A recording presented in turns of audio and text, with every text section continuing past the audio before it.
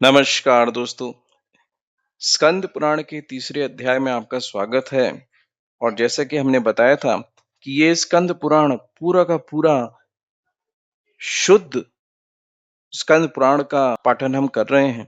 तो इसमें कुछ भी ऐसा नहीं है जो कि हमने अपनी तरफ से मिलाया हो। तो आप जब इस स्कंद पुराण का श्रवण कर रहे हैं तो आप सबसे शुद्ध स्कंद पुराण जो गीता प्रेस ने प्रकाशित की है उसका ही श्रवण कर रहे हैं।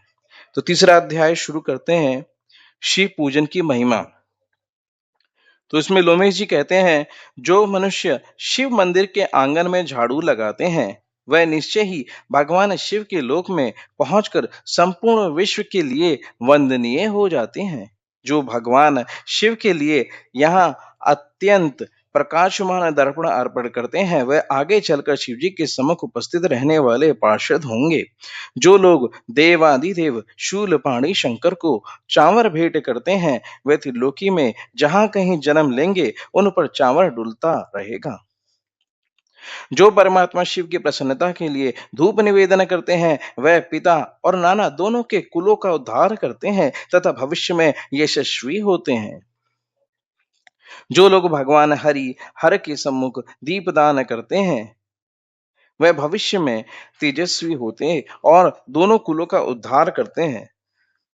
जो मनुष्य हरिहर के आगे नैवेद्य निवेदन करते हैं वह एक ग्रास में संपूर्ण यज्ञ का फल पाते हैं।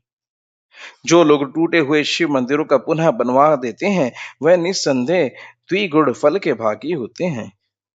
जो ईंट अथवा पत्थर से भगवान शिव तथा विष्णु के लिए नूतन मंदिर निर्माण कराते हैं वह तब तक स्वर्गलोक में आनंद भोगते हैं जब तक इस पृथ्वी पर उनकी वह कीर्ति स्थिति रहती है।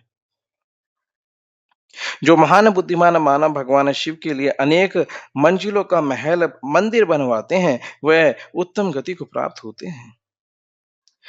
जो अपने और दूसरों के बनवाए हुए शिव मंदिर की सफाई करते या उसमें सफेदी कराते हैं वह भी उत्तम गति को प्राप्त होते हैं। जो पुरुष अथवा स्त्रियां शिव जी के आंगन में विविध रंगों के चौक पूरती हैं वह सर्वश्रेष्ठ शिव धाम में पहुंचकर दिव्य रूप प्राप्त करेंगी। जो पुण्यात्मा मनुष्य भगवान शिव को चंदोहा भेंट करते हैं वह स्वयं तो शिवलोक में जाते ही हैं, अपने समस्त कुलों को भी तार देते हैं। जो अधिक आवाज करने वाले घंटा लेकर उसे शिव मंदिर में बांधते हैं वह भी त्रिलोकी में तेजस्वी और कीर्तिमान होंगे। धनवान हो या दरिद्र, जो एक दो या तीनों समय भगवान शिव का दर्शन करता है वह सुखी होता और समस्त दुखों से छूट जाता है। हे हरे और हे हर, इस प्रकार भगवान शिव और विष्णु के नाम लेने से परमात्मा शिव ने बहुतेरे मनुष्यों की रक्षा की है। तीनों लोकों में महादेव जी से बढ़कर दूसरा कोई देवता नहीं दिखाई देता। इसलिए सब प्रकार के प्रतियों से भगवान सदाशिव की पूजा करनी चाहिए।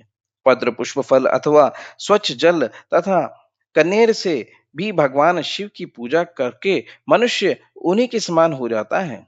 आंख मदार का फूल कनेर से 10 गुना श्रेष्ठ माना गया है। आग के फूल से भी 10 गुना श्रेष्ठ है धतूरे आदि का फल। नील कमल 1000 कलहार कचनार से भी श्रेष्ठ माना गया है। ये चराचर जगत विभूति से प्रकट हुआ है। वह विभूति भगवान शिव के श्री अंगों में भली भांति लगती है, इसलिए सदा उसे धारण करना चाहिए। जिनके मुख से नमः शिवाय ये पंचाक्षर मंत्र सदा उच्चारित होता रहता है वह मनुष्य भगवान शंकर के स्वरूप है। प्रातः काल, मध्यान्ह काल तथा संध्या के समय शंकर जी का दर्शन करना चाहिए। प्रातः काल भगवान शिव के दर्शन से संपूर्ण पातकों का नाश हो जाता है। दोपहर के समय शिव जी के दर्शन से मनुष्यों के 7 जन्मों के पाप नष्ट हो जाते हैं तथा रात्रि काल में शंकर जी के दर्शन से जो पुण्य होता है उसकी तो कोई गणना ही नहीं है। शिव ये 2 अक्षरों का नाम महापातकों का भी नाश करने वाला है। जिन मनुष्यों के मुख से शिव नाम का जप होता रहता है उन्होंने ही संपूर्ण जगत को धारण किया है। पूर्ण आत्मा मनुष्यों ने शिव जी के आंगन में आरती के समय बजाने के लिए जो बड़ा सा नगारा रख छोड़ा हो उसकी आवाज से पापी मनुष्य भी पवित्र हो जाते हैं। इसलिए चिरकाल से संचित प्राचुर धन बहुमूल्य चावर मंच, शैया, दर्पण, चंदोवा, आभूषण तथा विचित्र वस्त्र भगवान शिव की सेवा में अर्पित करने चाहिए। पुराण पाठ, कथा, इतिहास और संगीत आदि नाना प्रकार के आयोजन भगवान शिव को प्रिय हैं। इनकी व्यवस्था करनी चाहिए। ऐसी व्यवस्था करके पापी मनुष्य भी अपने पाप से मुक्त होकर शिव लोक में चले जाते हैं। जो सर्वधर्म का पालन करने वाले महात्मा और शिव पूजा के विशेषज्ञ हैं, जिन्होंने गुरु के मुख से शिव की दीक्षा ली है, जो निरंतर शिव जी की पूजा में संलग्न रहते हैं, उनमें दृढ़ विश्वास रखकर संपूर्ण विश्व को शिव के रूप में देखते हैं, उत्तम बुद्धि का आश्रय ले सदाचार का पालन करते तथा अपने वर्ण धर्म और आश्रम धर्म में स्थित रहते हैं, वह ब्राह्मण, क्षत्रिय, वैश्य, शूद्र तथा कोई भी क्यों ना हो, भगवान शिव के परम प्रिय होते हैं। चंडाल हो या सर्वश्रेष्ठ ब्राह्मण, भजन करने पर सभी भगवान शंकर को अत्यंत प्रिय लगते हैं। भगवान शंकर ही इस संपूर्ण चराचर जगत के आधार हैं, अतः सब कुछ शिव स्वरूप है, यह बात विशेष रूप से जाननी चाहिए।